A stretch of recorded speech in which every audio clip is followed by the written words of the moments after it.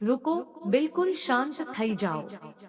જો તમને લાગે છે કે તમારું જીવન માત્ર સંયોગ છે, જો તમને લાગે છે કે તમારા સાથે જે થઈ રહ્યું છે એ માત્ર નસીબનો ખેલ છે, તો દીકરા, દીકરી, તમે મોટા ભ્રમમાં જીવી રહ્યા છો. થોભો, સ્ક્રોલ કરવાનું બંધ કરો. કારણ કે હવે હું તમને એક એવી ચાવી આપવાની છું જે દુનિયાના 1% સફળ અને ધનિક લોકોએ હજી સુધી છુપાવી રાખી છે. શું તમે ક્યારેય વિચાર્યું છે કે નિકોલા ટેસ્લા જેવા મહાન વૈજ્ઞાનિકો, દુનિયાને બદલી નાખનારા લોકો, હંમેશા ડાયરી અને પેન સાથે કેમ રાખતા? એ માત્ર નોંધો માટે નહોતું દીકરા, એ એક પ્રાચીન રહસ્ય હતું. આજે માં મેલડી તમને કોઈ પ્રેરણાદાયક ભાષણ નથી આપી રહી.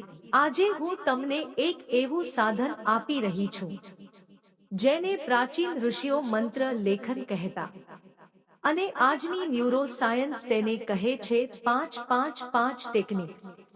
માત્ર 5 દિવસ, હા દીકરા, માત્ર 5 દિવસ, તમારું આખું ભાગ્ય ફરી લખવા માટે. જો તમે 5 દિવસ સુધી એક ખાસ વાક્ય 55 વખત લખશો, તો આ બ્રહ્માંડમાં એવી કોઈ શક્તિ નથી જે તમારી ઈચ્છાને સાકાર થવાથી રોકી શકે.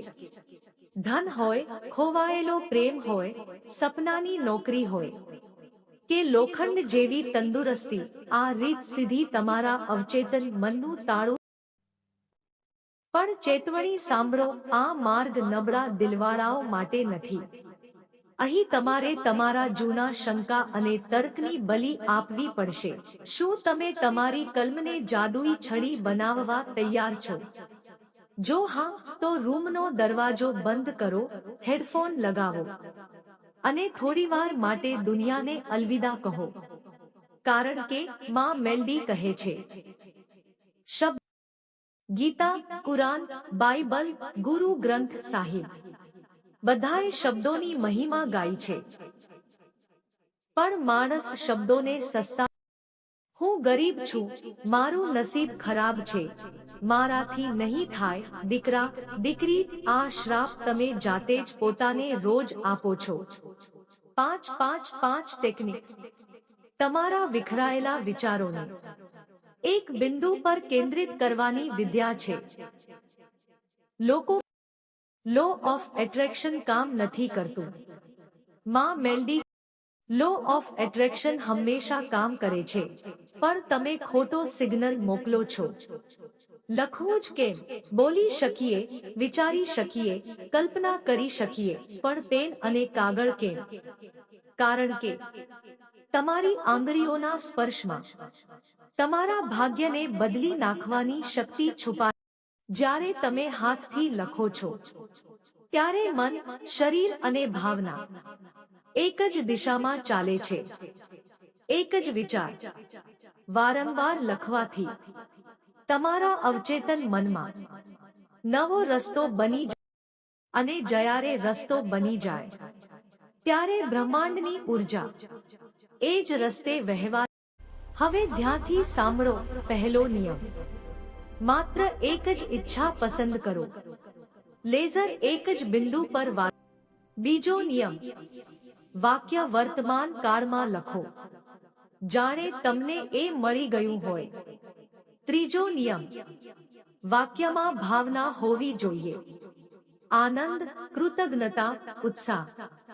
લાલ પેન વાપરો, એ જીવન અને શક્તિનો રંગ છે. બ્રહ્મ મુહૂર્તમાં અથવા સૂતા પહેલા લખો. એક જ બેઠકે 55 વખત લખો. વચ્ચે ઊભા ન થશો. શરૂઆતમાં મન લડશે, પણ 30મી લાઈન પછી તમારું ચેતન મન શાંત થઈ જશે અને સંદેશ સીધો આત્મામાં ઉતરી જશે. લખતા લખતા એ અનુભવ કરો. પૈસા લખો તો વજન અનુભવો, પ્રેમ લખો તો સ્પર્શ અનુભવો. 5 દિવસ સતત કરો. ચોથા દિવસે આળસ આવશે, બહાના આવશે. એ પરીક્ષા છે. જે દીકરો, દીકરી એ દિવસ પાર કરી જાય, સમજો કે એણે પોતાના ભાગ્યની દિવાલમાં છિદ્ર કરી દીધું. 5મા દિવસે ડાયરી માથા સાથે લગાવો અને કહો, આભાર. પછી છોડી દો.